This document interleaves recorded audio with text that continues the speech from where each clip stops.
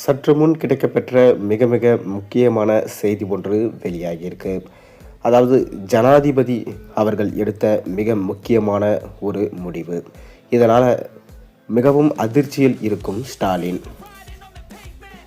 கடந்த சில மாதங்களுக்கு முன்பு ஜனாதிபதி மீது எதிராகவும் ஆளுநர் ரவி மீது எதிராகவும் ஒரு வழக்கு ஒன்று உச்சநீதிமன்றத்தில் ஸ்டாலின் தரப்பின் வாயிலாக போடப்பட்டது.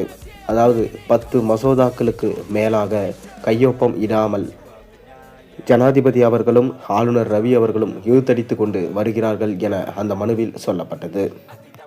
இவ்வாறு ஸ்டாலின் அவர்கள் தொடர்ந்த வழக்கு சரியானது என பார்க்கப்பட்டாலும் ஜனாதிபதி மீதே இவ்வாறு வழக்கை தொடர்வது சரியில்லை என்று சொல்லப்படுது.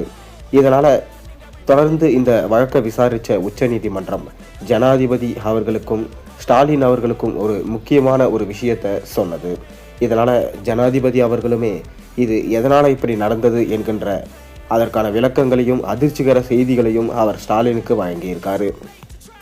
மேலும் ஜனாதிபதி அவர்கள் என்ன சொல்லியிருக்கிறாங்க என்னன்னா, 10 மசோதாக்கு மேலே அவங்க அனுப்பின எல்லாமே குளறுபடிகளாக இருப்பதாகவும் அதற்கு கையெழுத்து இட முடியாத காரணம் இதனால் தான் எனவும், அது மட்டும் இல்லாமல் என்னை நேரடியாக இவ்வாறு சீண்டக்கூடாது, எதுவாக இருந்தாலும் ஆளுநர் வழியாக தான் என்னை வந்து சந்திக்க வேண்டும்.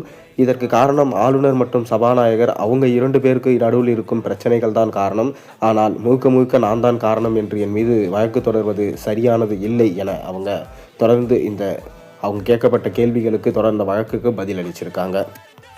இவ்வாறு ஸ்டாலின் தரப்பிலிருந்து ஜனாதிபதி மீதே இவ்வாறு பொய்யான ஒரு வழக்கை போடப்பட்டிருப்பது மிகவும் அதிர்ச்சி அளிப்பதாகவும், ஒருவேளை இந்த விஷயத்துக்கு ஜனாதிபதி அவர்கள் தொடர்ந்து ஸ்டாலின் ஆட்சிக்கு எதிராக அவங்க வழக்கு தொடர்ந்தாங்கன்னா கண்டிப்பாக இந்த விஷயம் ஸ்டாலினோட ஆட்சிக்கே மாபெரும் ஆபத்தாக கொண்டு போய் முடியும் எனவும், பொய் குற்றச்சாட்டு கூறியதற்காக அவரது ஆட்சி கலைக்கப்பட்டாலும் அதற்கு ஆச்சரியப்படுவதற்கு இல்லை எனவும் தற்போது தகவல்கள் வந்த வண்ணம் இருக்கிறது. மேலும் ஆளுநரை பற்றி அவர் நிறைய குற்றச்சாட்டுகளை வைக்கிறார். ஆனால் இவர் தயாரிக்கும் மசோதாக்கள் குளறுபடி இல்லாமல் இருக்கிறதா? அதாவது இவர் தமிழகத்துக்கு சட்ட சீர்கேடுகளை ஒழுங்காக செய்கிறாரா? இதை முதல் அவர் சரிபார்த்து கொண்டு அதற்கப்புறம் மசோதாக்களை ஆளுநரிடம் அனுப்ப வேண்டும்.